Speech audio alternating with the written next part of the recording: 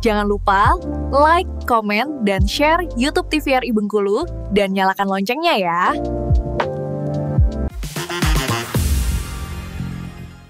Kita lanjutkan kembali pemirsa Opini obrolan pas di sini ngobrol-ngobrol bersama dengan Arif di sini dengan tema kita sehat itu penting sebagai seorang pejuang hemodialisa. Nah, kalau kita bercerita untuk awal-awal mula itu kan pasti kaget segala macam. Nah, itu langsung apa ya, bisa dibilang untuk sempat down juga berarti. Pasti baik. Setiap orang itu yang divonis ya kan divonis gagal ginjal itu pasti down, baik. Semua orang pasti. Cuma kadang kan dengan beriring waktu, akhirnya kita harus terima tuh, kita harus ikhtiar kan. Jadi aku pikir ya mungkin di balik ujian ini pasti Allah tuh ada ngasih hidayah nih, ya kan? Betul, ada ngasih rezeki lain tuh, aku pikir kan. Akhirnya itu, ya kayak kamu lihat sekarang, baik. Alhamdulillah sekarang masih sehat-sehat aja kan, kayak gitu. Betul. Nah kalau untuk sekian Arif nih, kita juga sharing sama pemirsa Opini nih, kira-kira di pola-pola hidup seperti apa yang menurut Arif, wah ternyata pola hidup saya zaman dulu ini salah, mungkin dari segi begadang atau juga kurang minum air putih. Jadi selama ini yang aku alamin itu betul. Pertama tuh aku memang sering begadang kayak gitu kan. Kadang siang jadi malam, malam jadi siang kayak gitu. Terus aku hobi manis. Tapi alhamdulillah nggak diabetes ya. Jadi kalau darah tinggi itu sebenarnya udah lama sih. Karena sebenarnya itu kenapa kita tahu sakit itu sehat itu mahal kayak gitu kan.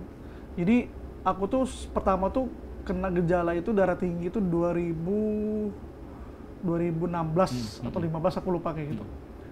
Nah, seharusnya itu makanya kadang-kadang kita kan takut tuh takut untuk ke medis, buat sharing, medical check up takut. Padahal salah, seharusnya itu kalau kita punya badan kita ini nggak sehat nih. Seharusnya kita tuh konsultasi ke dokter kayak gitu. Nah, saat itu aku dipaksa untuk konsultasi ke dokter. Akhirnya tahu darah tinggi, aku tuh jarang minum obat. Darah tinggi tuh jarang, baik. Masih bolong-bolong. Masih bolos-bolos. Jadi kapan mulai sakit kepala baru minum. Seharusnya salah. Seharusnya itu kalau minum obat darah tinggi itu harus rutin kan. Nah, itu yang pemicu sampai gagal ginjal itu. Kedua juga aku sering begadang kayak gitu kan. Seharusnya kita kan tidurnya 8 jam kayak gitu kan, 7 sampai 8 jam. Aku kadang tidur cuma 2 jam doang, kayak 3 jam. Terus hobi manis. Aku hobi banget tuh makan apapun tuh sama es teh. Mau makan di rumah, mau makan di luar itu es teh. Terus air putih juga kurang. Nah, itulah pemicunya, Bang. Berarti gitu. Pola-pola hidup yang selama ini mungkin kita abah gitu, ternyata itu bisa berdampak jangka panjang. Bener. Dari 2016 pola hidup yang hobi begadang, manis segala macam, sekarang berarti 2023 mulai diagnosa awal. Yang gagal ginjal tahun lalu 2024 berarti. Nah, itu kan lumayan jauh, 2016, 17, 18, 19, 20, 21, 22, 23, 24, kurang lebih 8 tahun. 8 tahun. Nah, memang tidak bisa efeknya itu bukan 1-2 tahun tapi bisa bertahun-tahun. Jadi ke depan itu ke depan, Bayu. Kalau kita sekarang mungkin orang tuh kadang menyepelekan kesehatan kayak gitu kan. Nantilah tunggu sakit baru berobat. Udah salah kayak gitu. Udah tahu ada gejala ya seharusnya berobat kan. Kayak gitu. Nah, kalau di sekarang ini, Rip, tantangan terutama dari fisik. Ini kan orang ada juga nih baca-baca juga di Google gitu, orang-orang sebagai pejuang hemodialisa ini tidak bisa capek. Benar. Itu penting. Terus lalu juga dia tidak bisa olahraga gitu. Nah, Arif sebagai seorang pejuang hemodialisa gimana ya menjalani, karena kan kita juga mungkin butuh olahraga seperti jalan kaki dan lain-lain. Jadi sebenarnya baik, aku kalau olahraga memang sebenarnya sih masih bisa, cuma kita nggak seperti kayak dulu, kayak aku kan hobi badminton. Kayak badminton mungkin nggak bisa lagi, karena kan itu kan menguras energi kan. Aku tuh biasanya kalau nggak capek atau nggak kesiangan, aku tuh bisa jalan pagi. Jalan dari pagi. Dokter memang merekomendasikan. Benar, emang sebenarnya harus. Karena kenapa itu tuh untuk melatih jantung. Karena gagal ginjal itu larinya ke jantung. Ke jantung baik. Kayak gitu. Karena kan mompa darah kan. Jadi memang dia dianjurin ke dokter itu untuk jalan pagi. Aku biasanya kalau cuaca mendukung, terus fisikku sehat, fit, aku bisa jalan pagi. Kayak gitu. Pokoknya kecuali Rabu sama Sabtu jadwal cuci darah, aku bisa jalan pagi tuh. Ya mungkin sekitar 3.000, 4.000 langkah lah kayak gitu. Oh, oke. Jadi yang sekarang lagi sehat nih, tidak ada salahnya untuk olahraga ini, olahraga yang sangat murah gitu. Benar. Tidak perlu pakai baju-baju olahraga yang gimana-gimana, Benar. tinggal pakai bebas senyaman kita aja. Benar. Pakai alas kaki mau tanpa alas kaki pun juga bisa, jalan di sekitaran rumah gitu. Benar. Bolak-balik, yang penting 4.000 langkah satu Iya. hari itu udah cukup gitu. Nah, Benar. kalau untuk aktivitas setelah didiagnosa, ini kan otomatis harus cuci darah. Benar. Nah, untuk cuci darah pertama kali kan seperti apa ya, baru membiasakan diri. Nah, kita juga akan sharing sama pemirsa opini. Nah, kalau yang Arif dapat info nih dari mungkin dari pihak rumah sakit atau dari suster yang merawatnya, sebenarnya yang dicuci darah itu darahnya yang disedot, terus dicuci, dimasukin dalam tubuh atau seperti apa nih, Rif? Jadi gini, Bay. Kalau proses hemodialisis itu kan kita ada 2 jarum di tangan di sini nih, di sini sama sini. Jadi itu 1 jarum untuk darah kotor, satu lagi itu untuk darah bersih, gitu. Jadi proses hemodialisis itu adalah minimal 4 jam, minimal 4 jam, Bay. Kalau aku 5 jam. Jadi kita sekali cuci darah itu maksimal 5 jam. Oke. Jadi darah kotor itu masuk dulu, disuntik dulu tuh jarum warna merah. Itu masuk ke mesin, terus dia mutar, nanti ya ditusuk lagi tuh jarum warna biru itu untuk darah bersih. Berarti darah kita seluruh di Darah dalam tubuh kita. berarti Jadi disedot gini, dan gini, masuk gini. dalam mesin. Kan makanya kita tuh kan kalau kita baru sampai rumah sakit, kita absen, terus kita timbang berat badan. Jadi misalnya aku kan Rabu Sabtu, berarti besok kan Rabu tuh aku cuci darah. Berarti Sabtu kemarin kan aku itu tuh misalnya berat badan aku 54, balik Sabtu. Nah Rabu ini misalnya berat badan aku 56, berarti kan ada selisih tuh, jaraknya 2 kilo. Nah 2 kilo itulah yang ditarik, ditambah 500, jadi 2,5 liter disedot. Oke, Nah oke. dia itu baik darah sama itu disedot semua tuh, ya kan muter. Jadi yang darah balik darah, yang air dibuang jadi limbah, kayak gitu. Oke, jadi darah itu dipisahkan. Dipisahkan. Jadi pas masuk ke mesin itu tuh semuanya darah.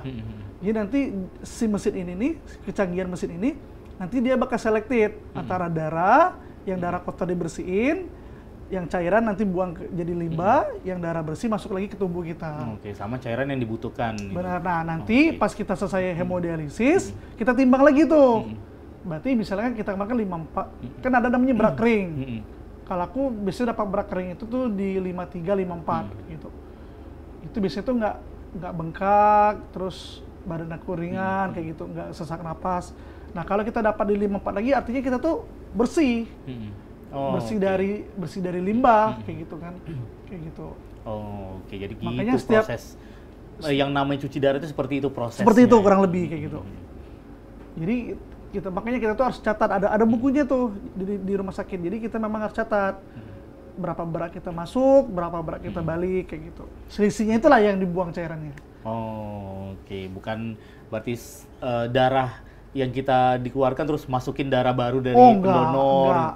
Itu transfusi darah. Memang pasien-pasien gagal ginjal itu rentan dengan HB-nya itu turun, rentan kayak gitu kan. Makanya kita harus jaga pola makan, jangan stres kayak gitu. Aku alhamdulillah 3 bulan terakhir ini HB ku normal kayak gitu. Kalau kita tuh kalau bisa sih jangan di bawah angka 7 lah. HB.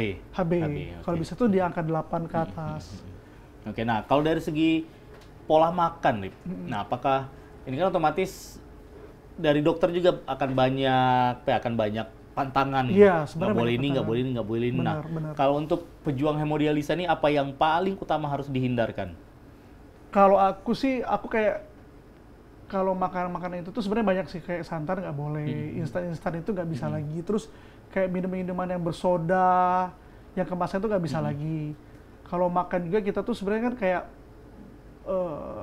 bayam itu nggak bisa. Cuma kalau aku sih sebenarnya sih aku masih makan ya, bayam aku masih itu nggak terlalu takut pantangan, tapi aku kurangin porsinya kayak gitu.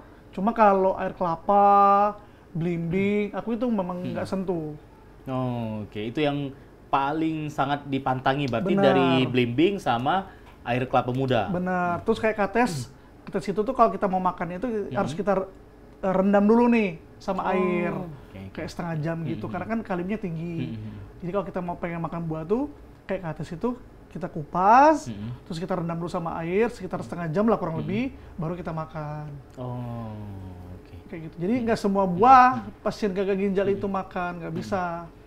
Kalau untuk dari menu-menu seperti hewani gitu, mungkin dari ayam, terus juga seafood. Sebenarnya sih aku nggak ada kolesterol kan, jadi kayak seafood itu aku masih makan sih, Bay. Cuman porsi itu aku nggak kayak dulu lagi makan. Kalau ayam itu kita nggak boleh yang berkulit, kayak gitu. Sebenarnya daging merah, katanya daging merah itu nggak boleh. Cuman aku tetap makan, tapi mungkin sepotong kecil makan kayak gitu. Mungkin selama ini kita makan dagingnya mungkin 3 potong, 4 potong sekali makan, tapi sekarang tuh mungkin sepotong kecil doang kayak gitu. Yang penting melepaskan Benar. selera. Ya. Nah kayak pisang itu nggak boleh. Aku nggak boleh tuh makan pisang yang kayak pisang Ambon itu kan, yang pisang apa buat cuci mulut itu aku nggak boleh. Nah aku pernah sharing, tapi aku sharing juga kan. Nah teman-teman itu ada yang makan kayak gitu, tapi pisangnya udah diolah, Bay. Bukan pisang mentah yang kita selama ini kita makan buat cuci mulut, bukan, tapi diolah. Entah itu dibuat bolu, entah itu dibuat apa gitu, pokoknya harus diolah. Gitu. Oke, jadi mungkin sudah bercampur sama bahan-bahan lain, jadi tidak murni dari kandungan-kandungan yang ada di pisang itu sendiri. Karena pisang itu tinggi kalium, Bay. Oh, berarti segala bentuk mau itu makanan dari buah atau juga dari hewani yang kaliumnya tinggi iya. Itu nggak boleh gitu. Benar, karena kita kan sebenarnya butuh protein, tapi nggak boleh terlalu berlebihan kayak gitu. Makanya kan kita imbangin, makannya kayak ayam kita boleh, tapi jangan terlalu berlebihan. Kayak gitu selama ini mungkin kita makan nasinya 2 piring, mungkin sekarang ini cukup sepiring kecil kayak gitu. Yang pasti itu tuh kita tuh harus bisa diet cairan. Nah, diet cairan ini diet yang seperti apa nih, Rip? Jadi gini, mungkin selama ini kan kita kan harus minum kan 8 gelas ya? 8 gelas, 1 liter kan? Sehari. 1,5 liter sehari. Nah, kalau sekarang, kalau aku untuk pasien gagal ginjal, itu minum cuma 600 ml, Bay. Satu botol air mineral itu ya, yang besar. Itu maksimal berarti. Maksimal. Jadi 600 ml. Dari pagi sampai ke malam itu untuk 1 hari itu 600 ml.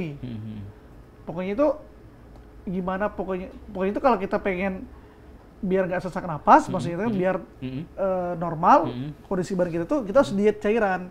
Oke, wah ini untuk penting juga nih untuk sama-sama kita tahu ya. Dan lebih lanjut lagi, pemirsa Opini obrolan akan kita teruskan bersama dengan Arif di sini. Jangan kemana-mana, tetap di obrolan pas di sini.